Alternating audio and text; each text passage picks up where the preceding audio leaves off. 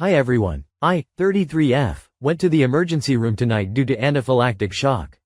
I came in as a walk-in because I was nearby visiting friends having dinner, like we are talking about 5 minutes away. My food was cross-contaminated with peanuts. We barely got me in before I needed my second EpiPen. My check-in team was amazing. They were super nice, on point, gave me a second EpiPen shot. Doctor came in and gave the orders and put them in the computer. Boom, I was slowly starting to stable and my throat swelling was going down. But my mouth burning and itching would not stop. My care team monitored me closely, rotating every 15 minutes to check in on me because I suffer from a chronic illness that could cause me to crash at any moment. When it came time to switch for the night shift team, my new team was not as friendly. In fact, they were judgy and gossipy. When my monitors went off, they would ignore them until it became too much. I overheard one nurse talk about how an allergist was so stupid by injecting their patients with the things they are allergic to because it helps build immunity, and the patient is just as stupid for agreeing to it. Not realizing, I'm also an allergy patient that gets allergy shot for outdoor allergies, and my outdoor allergies have significantly reduced since starting the shots. Then I heard another nurse yell at her patient a few doors down saying if she wasn't fat and so anxious, she wouldn't need to be in the emergency room. As someone who has battled an eating disorder, I was livid because that patient could be going through something and she came here for help. Words can harm people who are battling a disease that you don't see, especially an eating disorder. Finally, my nurse came in and brought me 2 juice boxes. I said thank you and asked if I had to juice box test. She looked at me like I was crazy. I explained it to her, so I said I would just keep it if I needed to perform the exam. I saw her giggling and tell her coworkers what I was saying. She then paged the doctor with a smirk on her face. I asked the doctor if I had to do a juice box test to confirm I'm safe to go home and drink properly because I went into anaphylaxis, and prior to today's event, every doctor that I have seen here has made me complete it. He said it wasn't mandatory and was sending me home. I then heard my nurse say out loud that I was very adamant that I had to drink my juice in front of him. Her entire friend group was laughing, except the doctor. I basically gave her a look to go to hell, and she sent a different nurse to discharge me. The nurse who came to discharge me was still laughing, saying there is no such thing as a juice box test. I then asked him does he know what its purpose is or has he even heard of it. He said no to both. So I explained to him, when I came here in the past it was in the morning. All doctors had me perform a juice box test because every single time my throat was completely shut. It's to make sure you can swallow and are safe enough to go home. My primary allergy doctor is the head of the allergy department, and when he sees that any of his patients are in the he orders a juice box test. The nurse said we could do it now. I responded it's too late, and you laughed at me. I don't want to do it. I want to go home. The doctor discharged me. But if I were you, I'd be wary of what you say around your or any patients because you think we may not hear you or read your lips, but we do. And now that I have all of your names, I now know who I should report when I file my grievance in the morning when the office opens. So Reddit, please tell me, would I be the in this situation if I were to report the night staff? P.S. No, I don't have a vendetta against healthcare workers. My younger sister is a nurse and so are her friends. My Bill is going back to school for radiology, and my baby brother starts college next year and plans to study radiology. I also have friends that are nurses and work in the healthcare industry. I love them. Whenever they are called in, I try to surprise them, especially my younger sister, Bill, and their friends with lunch from their favorite sandwich shop. They just have to be in charge of their own beverage. As for my friends, I ask if they want a girls' night in with some pizza and whatever the hell else we want. I have a lot respect for healthcare workers. When my baby brother starts college next year, I plan giving him the same surprise I did for my younger sister and Bill when they were studying for the healthcare field, but I might tailor it more to his taste, i.e. midnight breakfast, goat yoga study break session, sneak out late night drive, constellation mapping, the fun 5K runs, pre-finals lunch and breakfast prep for an entire week, first week of school care package, etc. The only time I have a problem with healthcare workers is when they are being disrespectful or refuse to hear you, and it turns into an I told you so moment. Plus, as a chronic illness patient with 15 doctors, most of which are specialists, trust me when I say I love and respect my care team and their backups that come in when they are out of the office. It takes a while to build the trust and establish clear communication, but after a while, it becomes easier. Very rarely have I switched my doctors because we didn't mesh well. Update. Hi everyone. I have been in and out of sleep all day. Checking in with my care team. Also, I wanted to thank you for your comments and apologize for my horrible grammar. I read every comment while I was half awake. Some of y'all asked why I put the PS in my original post as you did not interpret I had a vendetta against healthcare workers. In the past, when I would talk to friends or family, I would be berated for reporting someone's actions because I was being too emotional. I was accused of having a personal vendetta against someone.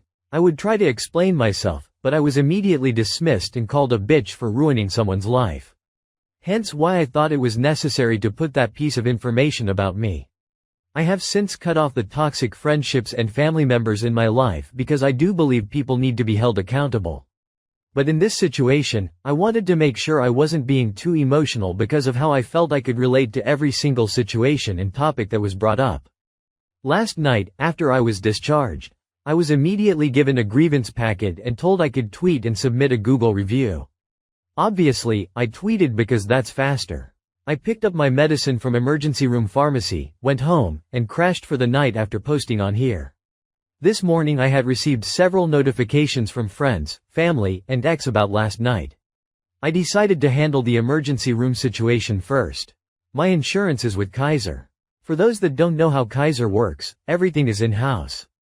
You have insurance, hospital, primary care, allergist, and every single specialist you can think of at Kaiser.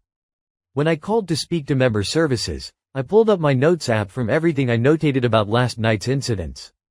I explained in great detail from the intake process, to initial exam, the shift change, the gossip, and everything in between. I was able to give her a description of every staff member, what their badge title said if I couldn't remember their name or didn't have it notated. I explained how I felt concerned about my trust being destroyed and patient safety. I can understand being overworked and overwhelmed, but it's not an excuse for horrible behavior. The member services team member informed me that she would be escalating my complaint to a case manager and a supervisor at the facility to review immediately. I gave her my contact information. After the phone call was completed, I checked in with my family and friends that I still have on social media. They asked if I was okay. I told them yes and explained what happened. Of course, they were livid and saw my face was still swollen like a chipmunk. My stepmom said I reminded her of the Chunky Chipettes character from Alvin and the Chipmunks too. I was embarrassed and started crying, but I know she's joking because that's my stepmom. She asked me if wanted a care package sent to me. I told her it wasn't necessary, but knowing my stepmom she's still going to send it. After checking in with everyone, I had an appointment with my nutritionist, dietitian from my eating disorder program. I had previously graduated the program last year but due to recently allergy flares my eating disorder had been triggering me. My nutritionist is amazing. She said she saw that I was in the ER last night and asked what happened and how everything went. I explained everything from cross-contamination to the horrible night shift team. She then told me she is glad I made a grievance and that she will be following up with her supervisor about last night's visit in the ER. She helped me with some tips and tricks in relaxing my body to help me eat and relax after being in fight or flight mode. I have been told that I will be receiving a phone call and/or email within the next couple of days to discuss my grievance. So I'm hoping to give you all a better update by then. Thank you everyone. Also, I understand someone of you don't know what a juice box test is. It's known as the swallow study. For some odd reasons, my doctors refer to it as a juice box test. Don't ask me why. They just give me a juice box. Tell me to drink it. Watch me swallow a sip. Then examine my throat and mouth. From what I know in the past is when I have been injected with 2 to 3 EpiPens, my throat was still constricted and I was not breathing, so they had to use the medical device thingy, IDK what it is called I think it starts with a T, for now it's called a thingy. Please let me know in the comments what it's called, to open my throat for me to breathe. Hence why I'm so used to calling it a juice box test and waiting for it to be administered. For those in the medical field that knew right away what I was talking about, thank you for telling me what it was properly called. Sorry if I came off brash. But once again, thank you everyone for encouraging me to report it. I did. I'm still super sleepy and groggy. So I'm off to bed. Update. Hi all. So it's been a while since I posted. I completely forgot about my post, see link below. And I have been busy with school and finals. Well, I have an update that y'all are not prepared for, because trust me, when I received the letter last month, I wasn't prepared for it either. I'm still like, WTF happened? So like many of y'all suggested, I submitted my complaint, aka grievance, through member services and completed the survey about my visit. I also had my appointment with my allergist, who is the head of the allergy department. When he heard about my emergency room visit, he was livid, but he also calmed my nerves down and explained that every doctor does things differently. He said the bedside swallow isn't mandatory. It depends on how swollen the throat is, but it also depends on how the doctor perceives you, your vitals, and if they believe you are stable after several hours. He prefers the bedside swallow because it lets him know that I'm not struggling to swallow, breathe, or have normal functions, because anaphylaxis can still flare up after initial treatment within 24 hours. But it's up to us as patients to ensure we advocate for ourselves and let them know right away if something feels off, because we know our bodies the best. Well, I didn't hear anything after my appointment. In all honesty, I thought my grievance was swept under the rug. I'm like, okay, well, at least it's on file. Might as well go on with my day. That was a lie. Last month I received a letter of resolution from the grievance department and a letter of apology from the emergency department head and charge nurse.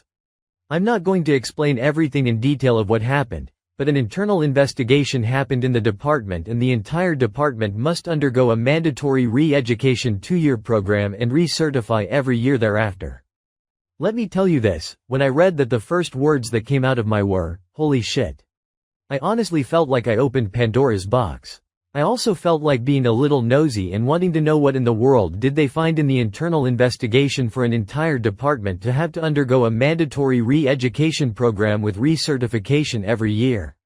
I honestly never heard of anything like this happening before.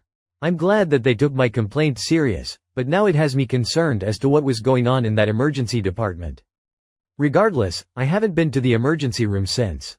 I have been avoiding it as best as I can, reading all labels, refusing to try new places, and stay home and cook for me and doggos. If I'm going to the then I better be dying.